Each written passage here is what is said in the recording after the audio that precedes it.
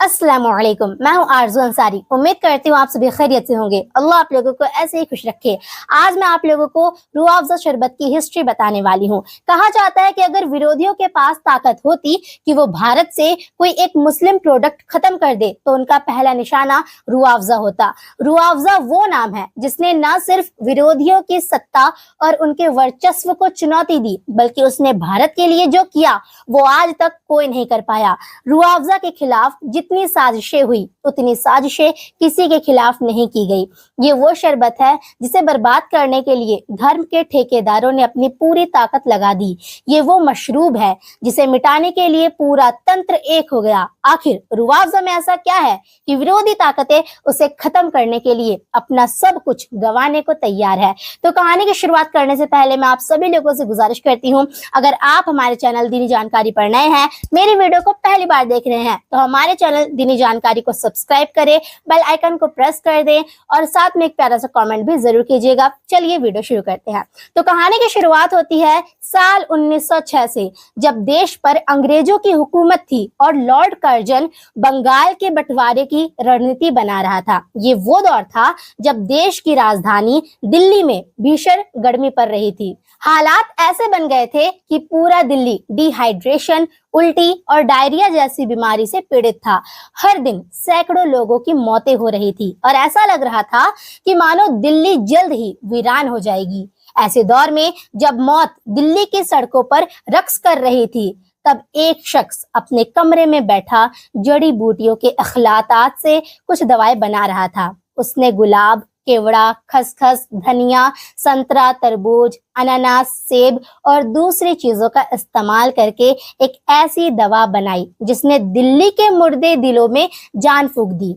पूरा दिल्ली हकीम साहब की उस दवा के लिए भागने लगा। जो भी लू और गर्मी का मारा उनके पास पहुंचता, हकीम साहब उसे वही दवा थमा देते। थोड़े ही दिनों में ये खबर फैल गई कि लाल कुआं बाजार में एक हकीम है जिसके पास ऐसी जड़ी बूटी है जिससे हर बीमारी का इलाज किया जा सकता है।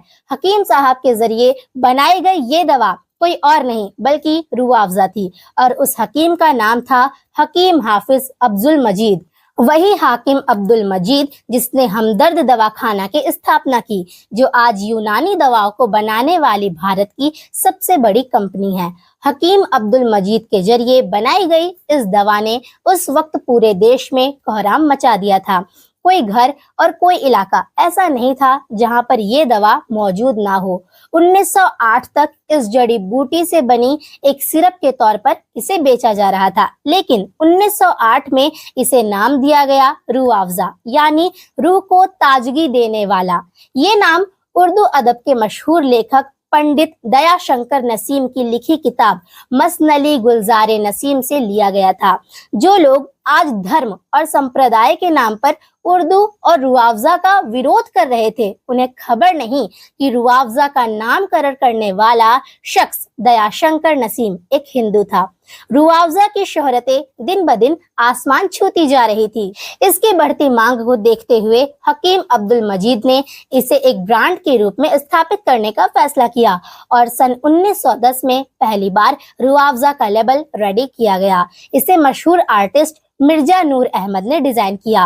रूह अफ़ज़ा को बनाया तो गया एक दवा के रूप में, लेकिन उसकी शोहरतें एक शरबत के रूप में मिली। रूह अफ़ज़ा अपनी तरह का एक पहला प्रयोग था। जिस दौर में भारत में रंगीन छपाई आसान नहीं थी, उस दौर में इसके लेबल को रंगीन कलर में प्रिंट किया गया। रूह अफ़ज़ा का पहला लेबल मुंबई के वोल्टन प्रेस ने छापा था। शुरुआत में रूह अफ़ज़ा को वाइन के शेप के कांच के बोतल में बेचा गया, लेकिन अब्दुल हमीद मजीद ने बोतल को आकर्षित बनाने के लिए रंगीन लेबलों का इस्तेमाल किया, जो कि बाद में इसकी पहचान बन गए। बहुत कम लोग जानते हैं कि रूह अफ़ज़ा के लेबल और उसके पैकेजिंग में आज तक कोई बदलाव नहीं किया गया। रूह अफ़ज़ा को बनाने का तरीका और उसका फॉर्मूला आज तक हकीम अब्दुल मजीद के परिवार के अलावा कोई नहीं जानता। इसे पिछले 100 सालों से गुप्त रखा गया।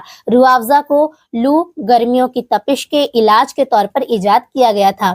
इसे बनाने में यूनानी चिकित्सा पद्धति का इस्तेमाल किया गया। रूह अफ़ज़ा में 35 से अधिक फलों और जड़ी बूटियों का मिश्रण है। इसमें संतरा, अनानास, स्ट्रॉबेरी, रसबेरी जैसे फल शामिल है। इसमें गुलाब जल, केवड़ा जैसे यूनानी नुस्खे भी यूज किए गए हैं जो इसे ठंडक और औषधीय गुण प्रदान करता है। रुआवजा क्या है? उसका अंदाजा इसी बात से लगाया जा सकता है कि हमदर्द का सालाना टर्नओवर 2500 करोड़ के ऊपर है, जिसमें अकेले रुआवजा से 700 करोड़ रुपए की कमाई होती है। रमजान के महीने में इसके बगैर कोई दस्तरख्वान नहीं सजता। ये शरबत आज भारत की तहजीब और विरासत का हिस्सा बन चुका है। रुआवजा की कामयाबी के साथ हमदर्द दवाखाने का नाम पूरे भारत में फैल गया। 1947 तक हमदर्द एक ऐसा ब्रांड बन गया था जो रुआवजा के अलावा सैकड़ों तरह की दवाई बेचता था। हमदर्द एक ऐसा ब्रांड है जिसकी बनाई हुई दवाएं पूरी दुनिया में इस्तेमाल की जाती है। पूरे भारत में हमदर्द के 5 लाख से भी ज्यादा आउटलेट मौजूद हैं और इसके द्वारा बनाई गई 600 से अधिक दवाएं जो सैकड़ों इंसानों की जिंदगी जिससे बचाई जा सकती है। हमदर्द वेबसाइट के मुताबिक ये कंपनी हर साल 30 करोड़ से ज्यादा यूनिट्स का उत्पादन करती है, जो इसके वैश्विक प्रभाव को दर्शाती है। रुआवजा से लेकर साफी, रोगनेबादा में शरी जैसी दवाएं आज हर घर में अपनी जगह बना चुकी है। 1922 में जब भारत में आजादी की रूपरेखा बनाई जा रही थी, तब हमदर्द ने देश के स्वदेशी आंदोलन में सबसे बड़ी भूमिका निभाई। देश के मतवाले रुआवजा का शरबत पीते और क्रांति की आग को भड़काने में लग जाते। हकीम अब्दुल मजीद ने देश और समाज को बड़ी खिदमत की, लेकिन इसी साल 1922 में उनका इंतकाल हो गया। वो तो चले गए, पर अपने पीछे एक ऐसी विरासत छोड़ गए जो पूरी दुनिया को अपने गिरफ्त में ले चुकी थी। 1947 में जब देश के बंटवारे का हमदर्द और रुआवजा पर गहरा असर पड़ा, हकीम अब्दुल मजीद के बेटे हकीम अब्दुल हमीद तो भारत में रहे, लेकिन उनके छोटे भाई हकीम मोहम्मद पाकिस्तान चले गए, जहां उन्होंने हमदर्द पाकिस्तान की स्थापना की। और जब बांग्लादेश की स्थापना हुई तो इसकी एक शाखा वहां भी खोली गई। भारत में रह रहे हकीम अब्दुल हमीद ने 1948 में हमदर्द भारत को वक्फ कर दिया। बहुत कम लोग जानते हैं कि हमदर्द दवाखाना एक वक्फ संपत्ति है जिसकी 85% कमाई गरीबों, अस्पतालों उनकी खिदमत में खर्च किया जाता है।